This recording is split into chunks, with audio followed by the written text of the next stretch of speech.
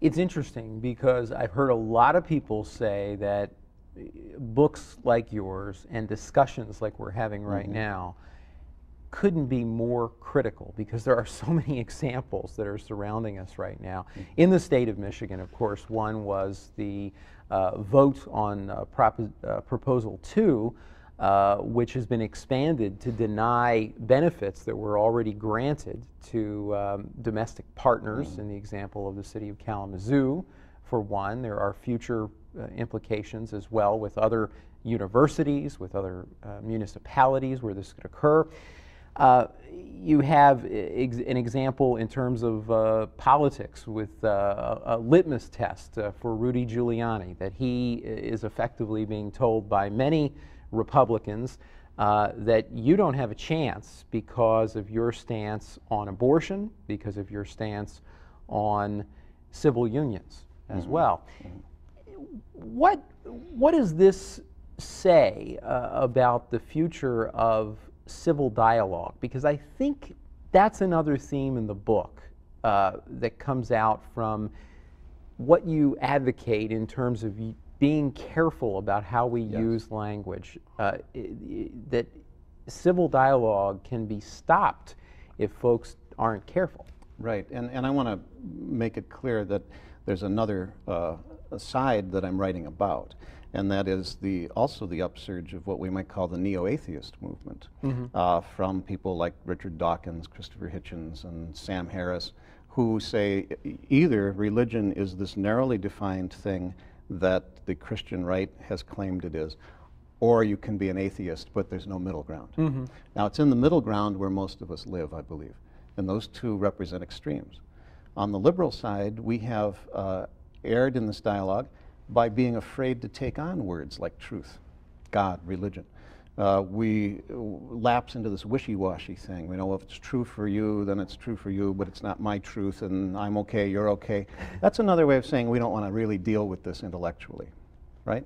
So in the middle, we live in this tension point where those of us that haven't decided, okay, or can't draw those kinds of clear lines need to talk to each other again, because we have more in common than we have in difference. So I guess that would be my approach. Let's find a way of talking about this, because I think it seems to me, looking at the situation today, we've reached a cultural deadlock and we're not getting anywhere. Is there another way to talk about and use these words that will allow us all to begin talking to each other again, and then see what kind of creative results come out?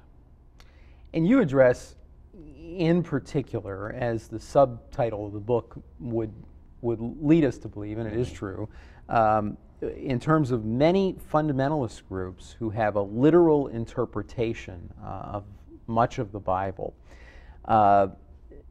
that you say that sometimes distorts meaning rather than adds clarity. Let's talk about that, because this is, I think, key to the fight over these words and these issues. I don't think it's just the fundamentalists who take the Bible literally. I think the neo-atheists do as well. And they say, look, we cannot believe that God created the world in 6-7 days. We cannot believe that, you know, at this certain battle that God stopped the sun. It defies the laws of physics. We cannot believe in miracles. Both the fundamentalists and the atheists have this in common. They want to read the Bible as a literal document, as a news-like document of events. Another approach that's been more traditional in Christianity is what was called the fourfold exegesis. That is, you have the literal level, but then you also have these figurative levels that talk about, well, what does this mean? In which you're reading the text, as it were, through several layers, almost like it's a layer cake, huh? And we read all these levels. I think both the atheists and the fundamentalists shrink the Scripture and shrink its meaning.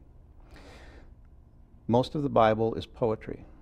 The Psalms, certainly, the Proverbs, little collections of phrases. There's no finer poetry in the language, I think, than the book of Job, when God appears in the thunderstorm. But these things suggest a poetic reading of the text. Now, the problem is, living in a scientific age, we want to say, well, poo-poo, poetry doesn't have any meaning in it. It's all just fluff, and you can say it some other way. But I would disagree with that. And I think we've lost the sense of how poetry works. The Lord is my shepherd is a poem.